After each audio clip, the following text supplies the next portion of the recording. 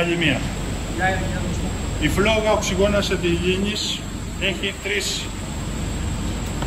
τρεις τύπους. Καταρχήν ανοίγουμε πρώτα την ασετιλίνη. Προσθέτουμε ασετιλίνη. Η φλόγα πρέπει να είναι συγκολλημένη στον καυστήρα, να μην είναι έτσι.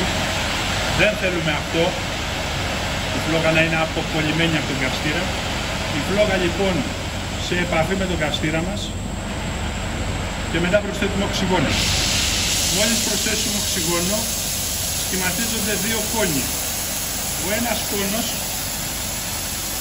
ο εξωτερικός, που είναι αυτός εδώ πέρα, είναι ο κόνος της ασετιλίνης.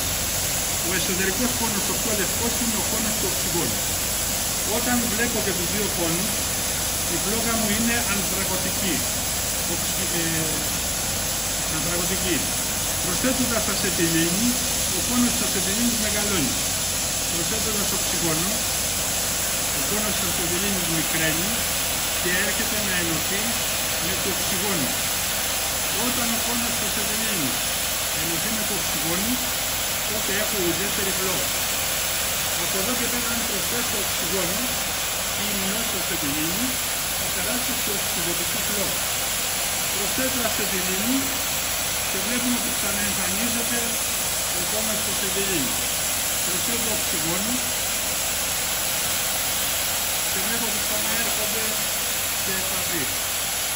Με αυτή τη σειρά που ανέβασα την ένταση της φλόγας, με την ίδια μειώνει. Δηλαδή, μειώνω οξυγόνο, σχηματίζεται ο κόνος της ασετιλίνης, μειώνω ασετιλίνη. Μειώνω οξυγόνο, μειώνω ασετιλίνη. Μειώνω οξυγόνο, κλείνω ασετιλίνη, κλείνω οξυγόνο.